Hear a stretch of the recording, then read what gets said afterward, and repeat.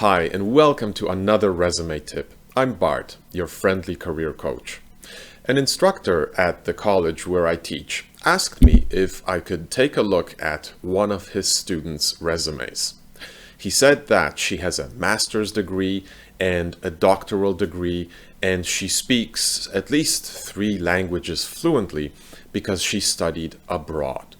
So I looked at the resume, and it was very well written and very well organized. It had a profile summary, not an objective statement. It had a list of key skills that she has. It had a well-written experience section with accomplishment statements. It also had a volunteer experience section, and of course, an education section. So why was it that she wasn't called for interviews? Well, her resume did not communicate specific value to a specific employer. The value you can provide to an employer is a combination of your education, your skills, your experience, and your accomplishments that is of benefit to the employer or that will help the employer solve a specific problem. To decide on the content of your resume or the specific value that you can bring to an employer, you first need to discover the employer's needs or what the employer is looking for.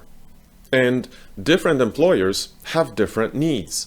So the value proposition that you communicate to one employer will not be the same that you communicate to another employer. And even the same employer may have different needs for different positions and for different points in time, which means that you may even need to customize your resume to the same employer if you are applying for different positions at that company. So to summarize, you need to customize your resume to the unique needs of each employer and each type of job that you apply for. And in the case of this student, her resume was very generic. There were no specific areas of value that she communicated specifically.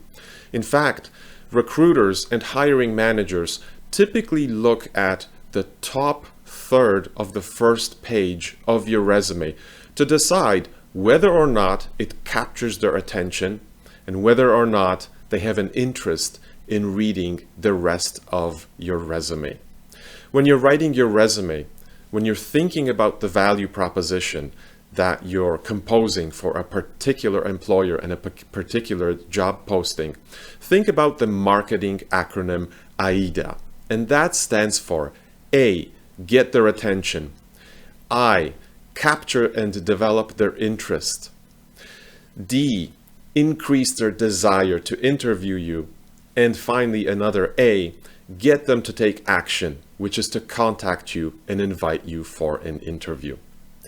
I hope this tip was useful for you, and as always, if you have any comments or questions, please make sure to include them in the comments section below this video.